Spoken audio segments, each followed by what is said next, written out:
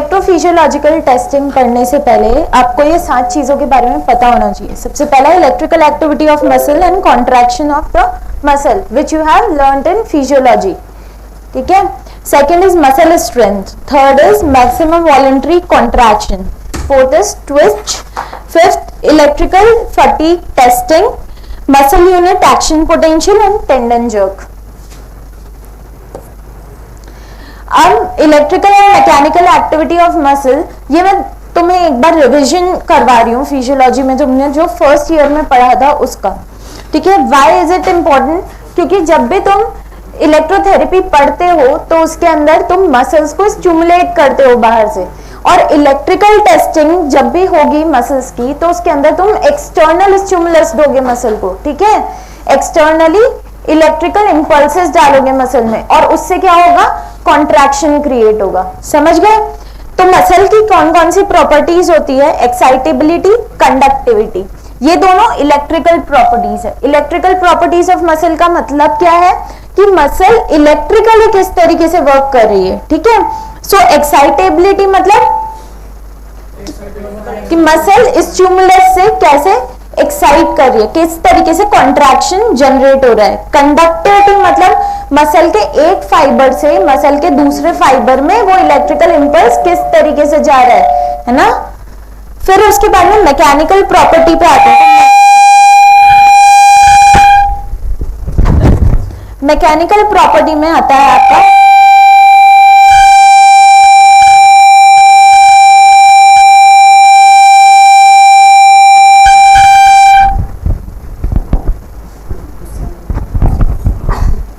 इधर, ठीक है। मैकेनिकल प्रॉपर्टी ऑफ मसल में कॉन्ट्रैक्टिलिटी, एक्सटेंसिबिलिटी एंड इलास्टिसिटी, ये 3 चीजें आती हैं।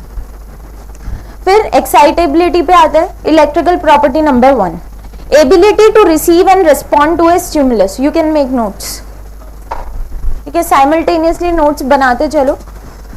Ability to receive and respond to a stimulus is called excitability. तो इसका मतलब क्या हुआ कि मसल के अंदर स्टिमुलस गया और उस स्टिमुलस से मसल ने रिएक्ट करा, so that is excitability. Then stimulus can be electrical and chemical. अब आपने पढ़ा होगा कि ACH के थ्रू स्टिमुलस ट्रांसफर होता है, ठीक है, नर्व से मसल में। कमेंट तो केमिकली इलेक्ट्रिकल इंपल्सेस जनरेट होती हैं और इलेक्ट्रिकली इंपल्सेस जनरेट होती हैं, ठीक है। तो इलेक्ट्रिकली वो एक दूसरे से ट्रांसफर कैसे होंगे, ट्रांसमिट कैसे होंगे, वो भी हम पढ़ेंगे। Then respond by producing electrical signals such as action potentials, ठीक है। अब कभी भी मसल में कॉन्ट्रैक्शन जनरेट होता है, आपने कैल्शियम चैनल्स पढ़े होंगे, ठीक है, आपने सोडियम एंड पोटेशियम ट्रांसफर पढ़ा होगा, ठीक है। तो उसके थ्रू ये इलेक्ट्रिकल इंपल्सेस जनरेट करता है, कैसे? एक एक्शन पोटेंशियल जनरेट करके। एक्शन पोटेंशियल क्या होता है? कभी भी वोल्टेज डिफरेंस जो आता है उसको हम एक्शन पोटेंशियल जनरेट होना बोलते हैं, ठीक है। क्या? साइनेप्टिक मेम्ब्रेन के अंदर और साइनेप्टिक मेम्ब्रेन के बाहर। Then muscle cells can be excited by a stimulus. फिर RMP क्या होता है? रेस्टिंग मेम्ब्रेन पोटेंशियल, ठीक है। हाँ जी, बिल्कुल मसल्स का ही होता है।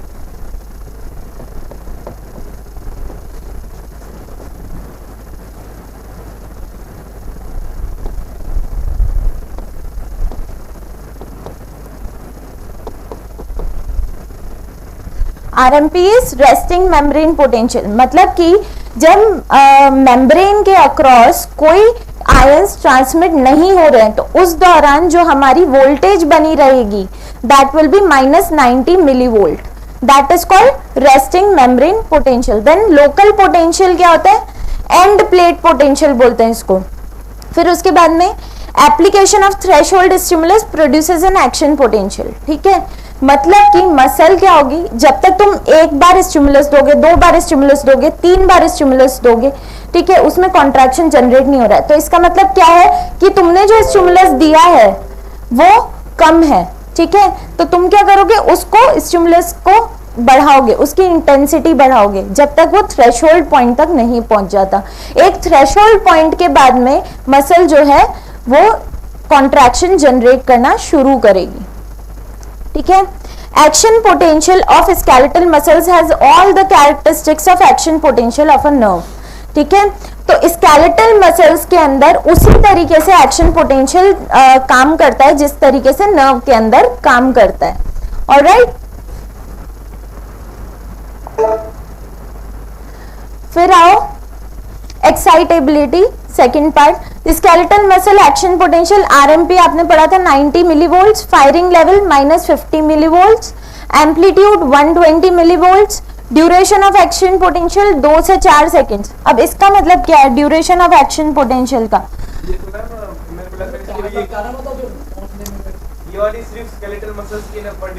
हाँ, ये खाली स्केलेटल मसल्स की, इसमें मैं स्मूथ मसल्स की बात नहीं कर रही हूँ, ना कार्डियक मसल्स की बात कर रही हूँ। It is only about skeletal muscles. ठीक है, तो इसमें 2 से 4 सेकेंड्स लगते हैं, मिली सेकेंड्स लगते हैं कभी भी किसी एक्शन पोटेंशियल को ट्रांसमिट होने में। ठीक है, फिर उसके बाद में duration of absolute refractory period, ये होता है 1 से 3 मिली सेकेंड्स। ठीक है, इसके अंदर क्या होता है, रिफ्रैक्टरी पीरियड क्या होता है, कभी भी एक्शन पोटेंशियल आपने डाला तो उसके बाद में कितना टाइम लगेगा उसको कॉन्ट्रैक्शन जनरेट करने में, that is 1 to 3 milliseconds. ठीक है, then velocity of conduction is 3 to 5 milliseconds. ठीक है, 3 से 5 मीटर पर सेकेंड के अंदर वो एक्शन पोटेंशियल आगे बढ़ जाता है, इतनी तेज कंडक्टिविटी होती है। फिर क्रोनेक्स से 0.25 to 1 मिली सेकेंड। हाँ, नहीं, ये नॉर्मल है। ठीक है, अब एक्शन पोटेंशियल क्या आते हैं उस पे भी। एक्शन पोटेंशियल देखो, एक्शन पोटेंशियल -90 मिलीवोल्ट्स पे ये हमारा क्या है, आरएमपी है। ठीक है, रेस्टिंग मेम्ब्रेन पोटेंशियल है।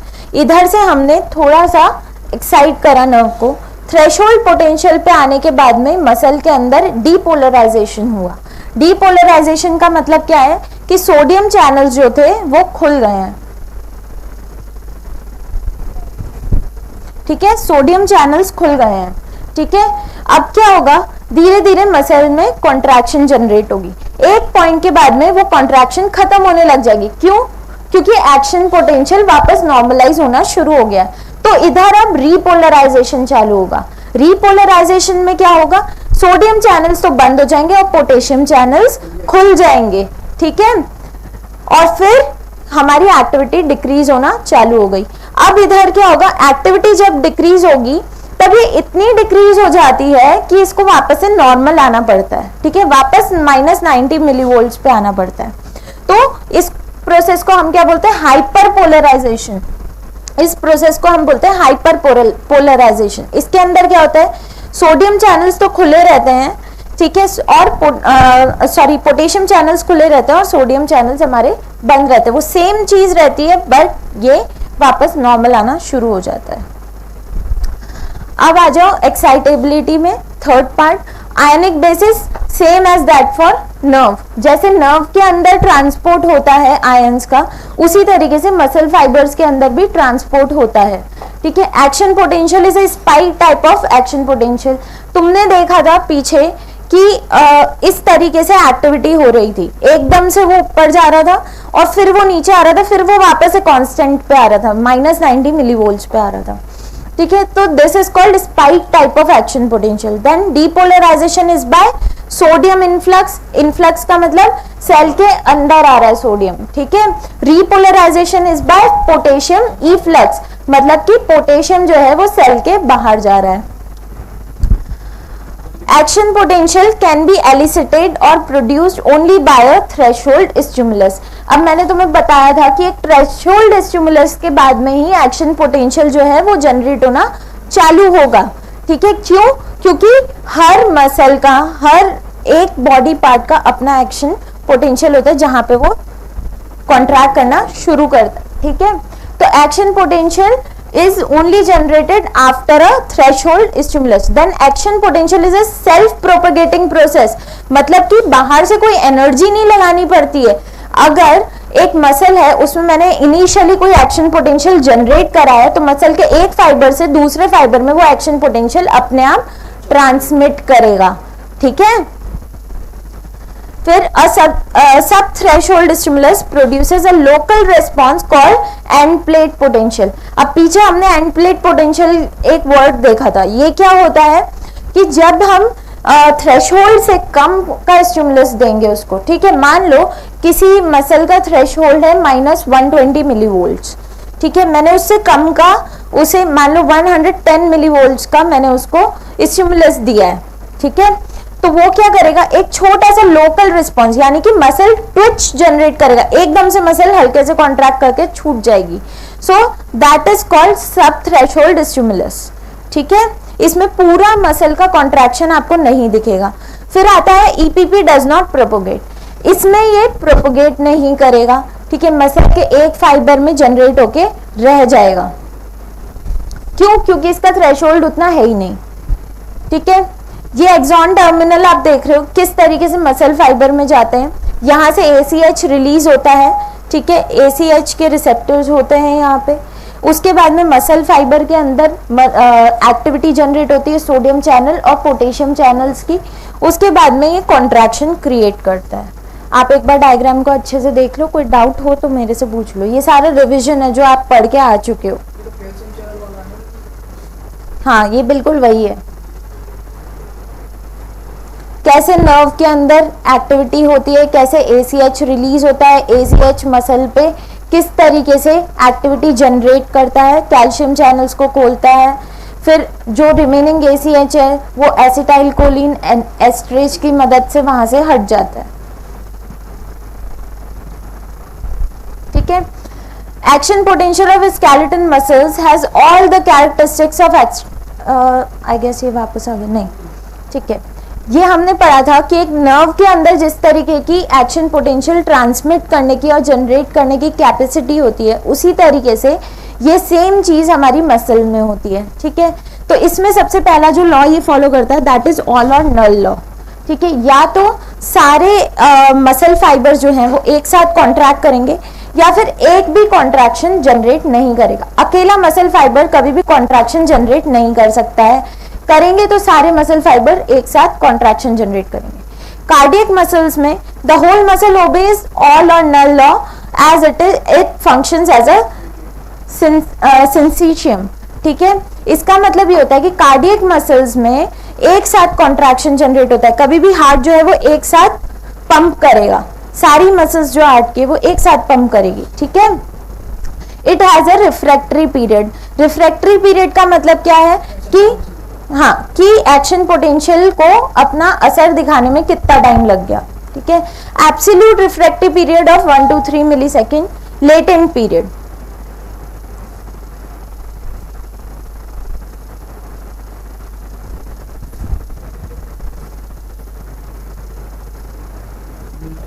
अटक गया है I guess.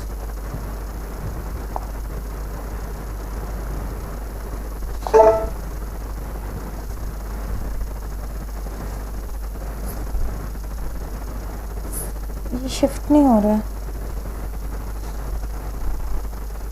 Okay, muscle can be stimulated directly by keeping the electrode in the muscle and indirectly bye stimulating the nerve supply. ठीक है, हम मसल को अब दो तरीके से एक्साइट कर सकते हैं. सबसे पहला एक्साइटेशन हम कैसे कर सकते हैं, मसल को डायरेक्टली हम करंट लगा दें. ठीक है, मसल के अंदर डायरेक्टली एक्शन पोटेंशियल बाहर से जनरेट कर दें तो ये कॉन्ट्रैक्ट करेगी. और अगर हमें क्या करना है, हमें नर्व सप्लाई के थ्रू इसमें कॉन्ट्रैक्शन जनरेट करवाना है, तो हम क्या करेंगे, नर्व को एक्साइट करेंगे. ठीक है, अब दो तरीके की मशीन्स होती है. एक जो आपके मसल्स के ऊपर डायरेक्टली काम करती है और एक जो आपके नर्व्स के ऊपर काम करती है. जो मसल्स पे काम करती है उसके इलेक्ट्रोड्स आप कहाँ लगाते हो, मसल बेली पे लगाते हो. ठीक है, मोटर न्यूरॉन मोटर पॉइंट्स पे लगाते हो. ठीक है, जैसे कि आपका मसल स्टिमुलेटर हो गया. और किसी के अंदर आप नर्व स्टिमुलेट करते हो तो वो कौन सी होती है, टेंस जैसी मशीन्स होती है. ठीक है,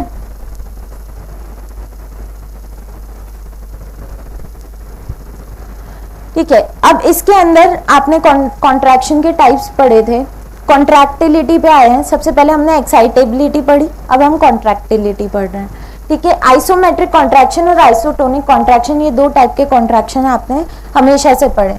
तो लेंथ ऑफ मसल आइसोमेट्रिक में चेंज नहीं होती है, आइसोटोनिक में शॉर्टनिंग होती है।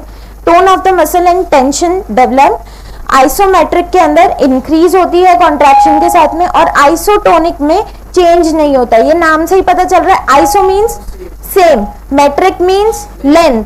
ठीक है, तो आइसोमेट्रिक में लेंथ चेंज होगी और टोन सेम रहेगी। ठीक है, सॉरी, टोन इंक्रीज होगी। और इसके अंदर आइसोटोनिक में आइसो मीन्स सेम और टोनिक मीन्स टोन, तो सेम टोन रहेगी और लेंथ चेंज होगी।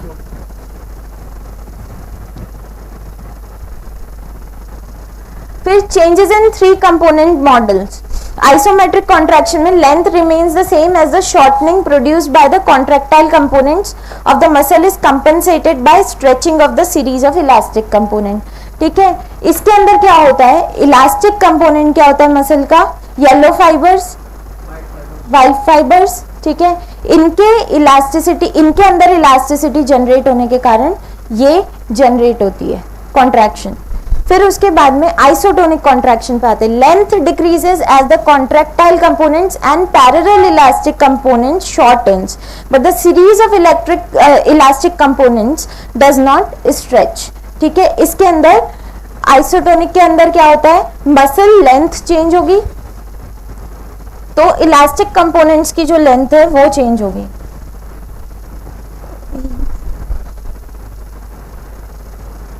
ठीक है, अब आते हैं कॉन्ट्रैक्टिलिटी पार्ट 2 पे, factors affecting force of contraction.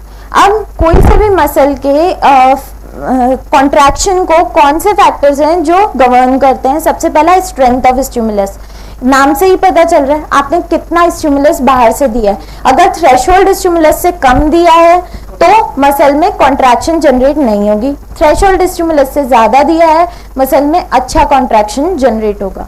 Then frequency of stimulus, frequency का मतलब है कितनी बार आपने स्टिमुलस जनरेट करा है, जितनी ज्यादा फ्रीक्वेंसी होगी उतना सस्टेन्ड स्टिमुलस होगा। ठीक है, उतना ज्यादा सस्टेन्ड कॉन्ट्रैक्शन होगा। Then initial length of muscle fibre, force of contraction is directly proportional to the initial length of muscle fiber within physiological limits। इसका मतलब क्या है, within physiological limits का मतलब क्या है कि मसल फाइबर उतना ही कॉन्ट्रैक्ट करेगा जितनी उसका एनाटॉमिकल स्ट्रक्चर और फिजियोलॉजिकल स्ट्रक्चर अलाउ करता है। ठीक है,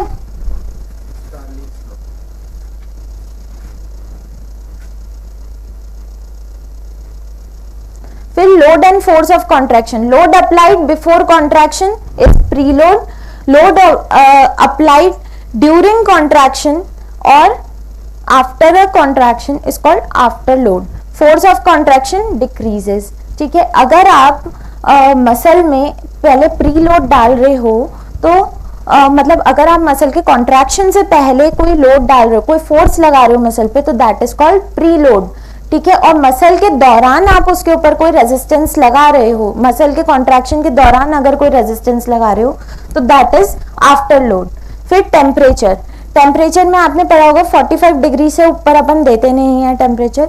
अगर हमने 45 डिग्री पे दिया है तो मेटाबॉलिज्म मसल का इंक्रीज हो जाएगा। क्यों? क्योंकि ब्लड सप्लाई इंक्रीज हो जाएगी। फिर उसके बाद में टाइप ऑफ मसल्स, ये ज्यादातर जो कॉन्ट्रैक्टिलिटी होती है वो फास्ट ट्विच फाइबर्स में ज्यादा होती है। ठीक है, तो क्या होता है जब भी आप स्टिमुलस देते हो बाहर से तो मसल जल्दी कॉन्ट्रैक्ट करती है।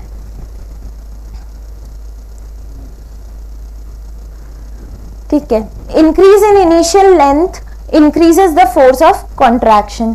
अगर आप पहले स्ट्रेच कर दोगे मसल को और उसके बाद में स्टिमुलस दोगे तो फोर्स ऑफ कॉन्ट्रैक्शन ज्यादा होगा। क्यों?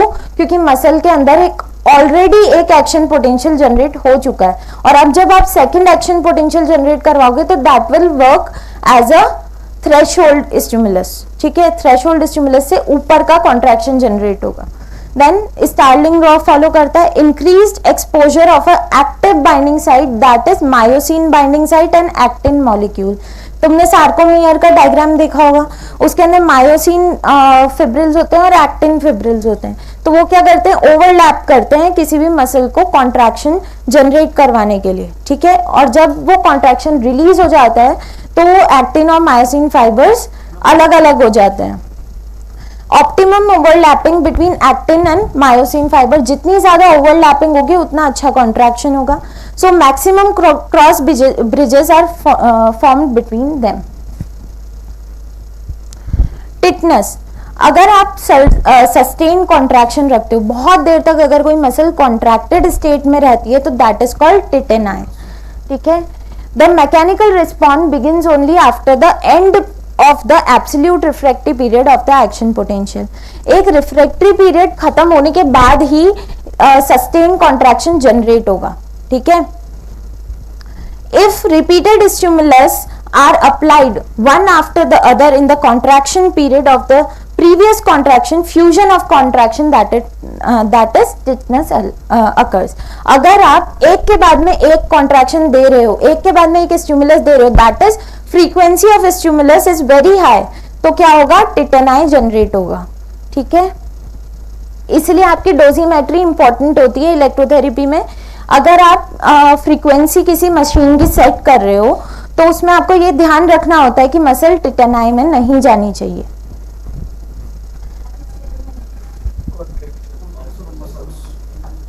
Sustain contraction of the muscle, muscle relax ही नहीं कर रही है, मसल कॉन्ट्रैक्टेड पोजीशन में ही है, ठीक है। फिर even during the resting state of the muscle there is slow and steady discharge of impulses from the alpha motor neuron. Because of the discharge, the muscle is in the state of partial sustained contraction even at rest. This is the resting tone of the muscle and is called the muscle tone. आप muscle की tone check करते हो, उसके अंदर हाइपरटोनिसिटी है या हाइपोटोनिसिटी है, ये चेक करते हो, तो वो टोन कहाँ से आई है। जब आप मसल को स्टिमुलस नहीं भी दे रहे हो तब भी मसल का एक कॉन्ट्रैक्टेड स्टेट है, ठीक है, मसल बिल्कुल रिलैक्स फॉर्म में नहीं है, तो उस स्टेट को आप क्या बोलते हो, टोन बोलते हो। अगर मसल के अंदर वो टोन मेंटेन नहीं है तो दैट इज कॉल्ड हाइपोटोनिसिटी। अगर मसल के अंदर वो टोन मेंटेन्ड है तो दैट इज कॉल्ड नॉर्मल। अगर ज्यादा है तो hypertonicity. Decrease hypotonia, alpha motor neuron lesion, injury to dorsal nerve root. Increase hypertonia, UMN lesion, extra pyramidal lesion. आपने ये पढ़ा है कि अपर मोटर न्यूरॉन लेजन होता है तब हाइपोटोनिया होता है, अगर लोअर मोटर न्यूरॉन लेजन होता है तो हाइपरटोनिया होता है। फिर फटीगेबिलिटी, फटीग का मतलब क्या होता है, थक जाना। अगर आप मसल को बहुत ज्यादा स्टिमुलस दे रहे हो, एक के बाद में एक उससे कॉन्ट्रैक्शन जनरेट करवाए जा रहे हो, तो मसल एक पॉइंट पे आने के बाद में गिव अप कर देगी, यानी कि थक जाएगी, ठीक है। Temporary inability of the muscle to respond satisfactorily after being repeatedly stimulated. Temporary state of inexcitability of the muscle is called fatigability, can be reversed by rest और ऑक्सीजन, ठीक है। मसल के अंदर लैक्टिक एसिड जनरेट होता है अगर muscle में proper oxygen supply नहीं पहुंच पाती है, ठीक है, प्रॉपर न्यूट्रिशन नहीं पहुंच पाता है। कभी आप बहुत तेज तेज भाग के आओ, उसके बाद में आपकी मसल फड़कना चालू करती है, मसल ट्विचेस होना चालू करते हैं। Here we come with the term twitch, ठीक है। Twitch is contraction of the muscles, ठीक है, after you have remove the stimulus. Muscle से काम करवाना बंद कर दिया और मसल तब भी ट्विच कर रही है, ठीक है। इसी दौरान अगर मसल में लैक्टिक एसिड जमा हो जाता है, ठीक है, तो उसको वॉश आउट करने के लिए मसल को कुछ टाइम लगता है। उसको आपने नाम दिया है DOMS, delay onset muscle soreness, ठीक है। Elasticity, ability to recoil and resume resting length.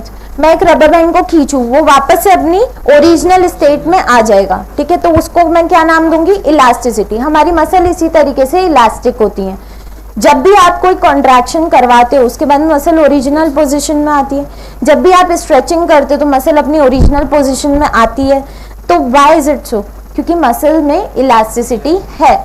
Ability to return to normal length after stretching, explain by the presence of parallel elastic component. ठीक है, मसल के फाइबर्स जो elastic fibres हैं वो parallelly arranged हैं और इनके स्ट्रेच होने के बाद में ये वापस अपनी ओरिजिनल पोजीशन में आ रहे हैं, वो रिस्पॉन्सिबल है इस इलास्टिसिटी वाली प्रॉपर्टी की। ये क्या है, मैकेनिकल प्रॉपर्टी है ना मसल की। Then passive tension by elastic component. ठीक है, जब भी हम मसल को एक लिमिट तक स्ट्रेच करते हो उसके बाद में जो इलास्टिक कंपोनेंट, जो इलास्टिक फाइबर्स हैं, वो भी मसल को वापस अपनी ओरिजिनल पोजीशन में खींचने लगते हैं ताकि आप ओवर स्ट्रेच ना करो। तो एक पैसिव टेंशन जनरेट होता है। पैसिव का मतलब जिसके अंदर हमें कोई एनर्जी नहीं लगानी पड़ रही है, वो अपने आप ही अपनी ओरिजिनल पोजीशन में आने की कोशिश कर रहा है। ठीक है, सोचो अगर हम अपना हाथ एकदम स्ट्रेच करें और उसके बाद में वो स्ट्रेच पोजीशन में ही रह जाए, है ना, तो इसको इस तरीके की चीजें हमारे साथ में ना हो, इसलिए हमारे इलास्टिक कंपोनेंट जरूरी हैं, इसलिए हमारी मसल के इलास्टिक कंपोनेंट काम करते हैं। ठीक है, total tension by contractile and elastic component. ठीक है, इसको एक्टिव टेंशन क्या होती है, total tension minus passive tension. जो हमारे हमने जो टेंशन लगाई है, हमने जो कोशिश करी है हमारे हाथ को वापस ओरिजिनल पोजीशन में लाने की, माइनस जो हमारे इलास्टिक टिश्यूज ने जो खींचादानी करी है, उसको अगर हम टोटल टेंशन में से माइनस कर देते हैं तो हमारी एक्टिव टेंशन में आ जाती है। एक्टिव टेंशन क्या हुई, जिसको हमने एनर्जी लगाकर जनरेट करा है। कुछ अपन भी लगाएंगे, कुछ मसल भी लगाएगी, तो वो दोनों मिलाकर टोटल टेंशन हो गई। जो हमने लगाई है उसको निकालने के लिए अगर हम टोटल टेंशन में से जो मसल ने लगाई है उसको माइनस कर दें, तो जब लगाई रहे फोर्स, तो अंदर वाले जो मसल आप बता रहे हो, जब ये स्ट्रेच कर दिया आपने, ठीक है, अब यहाँ जब अपन खुद लगा रहे हैं तो इस अंदर तो उसको लगाने की जरूरत ही नहीं पड़ेगी। नहीं, ऐसा नहीं है। सोचो तुम अपना हाथ इस तरीके से कर दो पर मसल अपनी ओरिजिनल स्टेट में आई नहीं, तो किस तरीके का प्रॉब्लम होगा, तुम्हारा हाथ वापस अपनी इसी पोजीशन में चला जाएगा। तुम्हारे इवन एक्टिवली उसे ओरिजिनल पोजीशन में लाने के बावजूद भी वो प्रीवियस पोजीशन में चला जाएगा अगर कॉन्ट्रैक्टाइल टिश्यू काम नहीं करेंगे तो।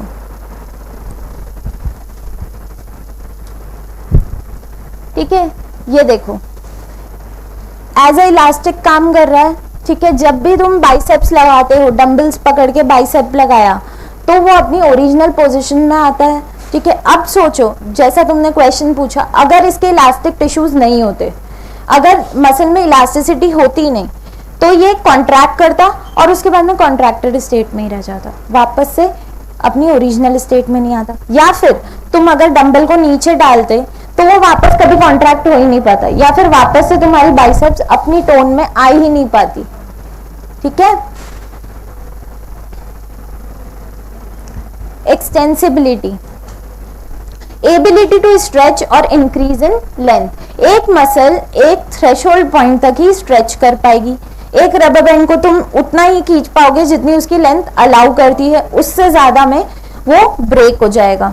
ठीक है, तो ये एक्सटेंसिबिलिटी ऐसी ही मसल के साथ में भी होती है। जैसे इलास्टिक फाइबर्स होते हैं मसल के, वो भी एक रबर बैंड का ही काम करते हैं। जैसे तुम ओवर स्ट्रेच करोगे तो मसल फाइबर्स में इंजरी होनी शुरू हो जाएगी। ठीक है, सीरीज इलास्टिक कंपोनेंट।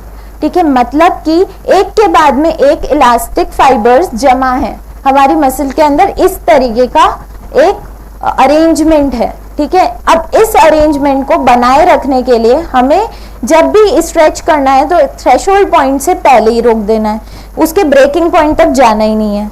ठीक है, इसलिए बोलते हैं कभी भी तुम अगर स्ट्रेचिंग करवाते हो किसी भी पेशेंट को तो ये ध्यान में रखते हो कि उसका थ्रेशोल्ड पॉइंट क्या है, उससे ज्यादा तुम्हें एक्सटेंड नहीं करना होता है। ये देखो इसके अंदर नॉर्मल रेस्टिंग लेंथ ये है, ये मान लो तुम्हारी हैमस्ट्रिंग है। ठीक है, ये एक्सटेंडेड है, हमने पेशेंट का पैर पकड़ के सीधा करा इस तरीके से। ठीक है, एक्सटेंडेड है। आफ्टर पैसिव इलास्टिक रिकॉइल ये वापस से अपनी ओरिजिनल पोजीशन में आने की कोशिश करेगी, शायद उससे थोड़ा सा ज्यादा क्योंकि तुमने स्ट्रेच कर दिया है। ठीक है, और थोड़ी देर बाद में ये वापस से अपनी ओरिजिनल पोजीशन में आ जाएगी। ठीक है, तो ये चीज तुम्हें ध्यान में रखनी है। अब इसको इलेक्ट्रोथेरेपी में कैसे अप्लाई करोगे, हम एक मशीन यूज करते हैं पैसिव मोशन के लिए, continuous passive motion, CPM machine, ठीक है। वो क्या करती है, हमारे घुटने को सीधा करने के काम में आती है, ठीक है। जैसे अगर मेरा ऑपरेशन हुआ है नी का और मेरा नी जो है वो इसी पोजीशन में रह गया है, तो इसको सीधा करने के लिए CPM मशीन काम में आएगी। तो इसमें मुझे ये ध्यान रखना है कि पेशेंट की मसल्स को कोई इंजरी नहीं होनी चाहिए।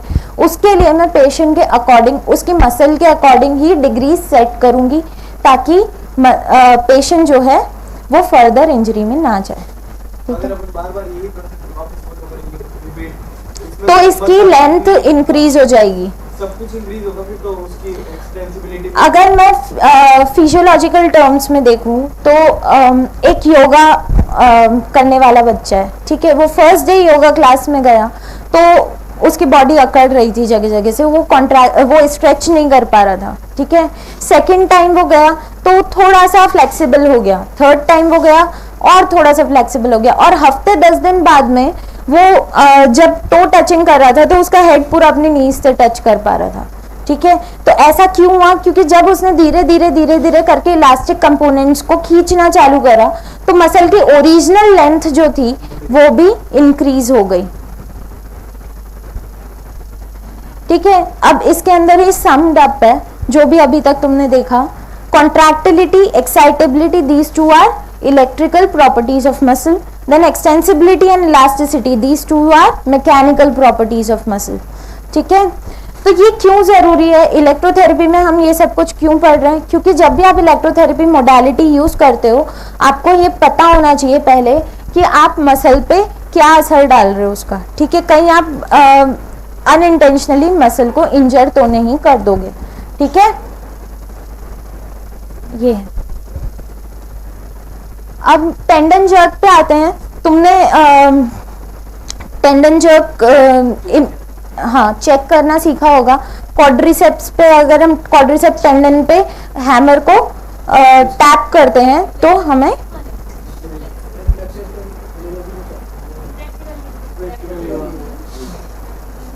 कोई बात नहीं, करवा देंगे, ठीक है। रिफ्लेक्स रिएक्शन क्या होती है, जब तुम्हारी बॉडी को आप एक्सटर्नल स्टिमुलस देते हो तो वो तुम्हारी बॉडी तुम्हारे ब्रेन तक भेजती है और तुम्हारा ब्रेन उसे प्रोसेस करके वापस जवाबी एक एक्शन जनरेट करता है, तो दैट इज कॉल्ड रिफ्लेक्स, ठीक है। तो इसमें कैसे जनरेट होगा, देखो इन्होंने टैप करा इधर, ठीक है, रिफ्लेक्स हैमर से टैप करा पटेलर टेंडन पे, तो ये पैर ऊपर जाएगा, ये हमें पता है। अब ये कैसे होगा, हमारी क्वाड्रिसेप्स फेमोरिस जो है वो कॉन्ट्रैक्ट करेगी, ठीक है। अब क्वाड्रिसेप्स फेमोरिस में क्या है, स्ट्रेच रिसेप्टर्स हैं। देखो हमारी मसल के अंदर मसल स्पिंडल फाइबर्स होते हैं, ठीक है, और रिसेप्टर्स होते हैं टेंडन के अंदर। तो वो क्या करते हैं, हमारे ब्रेन तक ये सिग्नल लेकर जाते हैं कि किसी ने गेट बजाया है, गेट खोलो, ठीक है। गेट खोलने का मतलब क्या है, कॉन्ट्रैक्ट करो, ठीक है। तो वो क्या करते हैं, जैसे ही आप वहां पे टैप करते हो एक एक्शन पोटेंशियल जनरेट करते हो, एक एक्सटर्नल स्टिमुलस जनरेट करते हो। वो स्टिमुलस ये रिसेप्टर्स भाप लेते हैं और ये आपके नर्व्स के थ्रू आपके स्पाइनल कॉर्ड में भेजते हैं। ये स्पाइनल कॉर्ड में जाकर आपके थैलेमस तक जाते हैं और थैलेमस से प्रोसेस होकर वापस से आपकी मोटर नर्व के थ्रू एक सिग्नल आता है और ये मोटर नर्व क्या करती है, आपके मसल को स्ट्रेच नहीं करती है, ये मसल को कॉन्ट्रैक्ट करने का ऑर्डर देती है। तो जब ये कॉन्ट्रैक्ट करेगा तो आपका पैर जो है वो हवा में उठ जाएगा, ठीक है। अब देखो, a reflex contraction of the muscle to which a tendon is attached when the tendon is stuck sharply so as to exert a sudden pull on the muscles. This reflex demonstrates the integrity of both the sensory and the motor nerve supply to the muscle. अब आप ये क्यों करते हो, ताकि आप ये पता लगा सको कि मसल के अंदर मोटर नर्व सप्लाई कैसी है और सेंसरी नर्व सप्लाई कैसी है, ठीक है।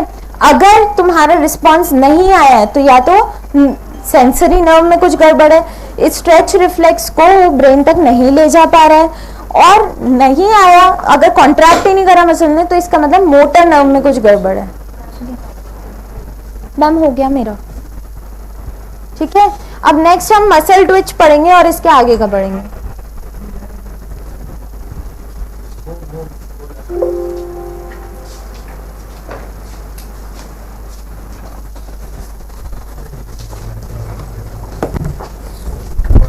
Good morning.